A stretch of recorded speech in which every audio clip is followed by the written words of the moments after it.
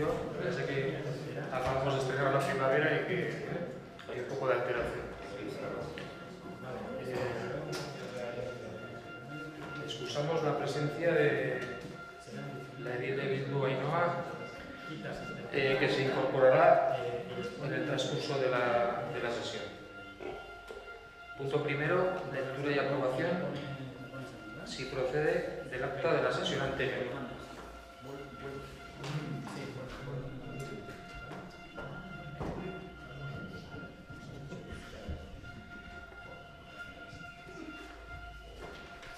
He pillado el carro de Lela. Nada, pasa nada. ¿Alguna objeción, alegación, rectificación del acta? Bueno, pues aprueba por asentimiento de los asistentes.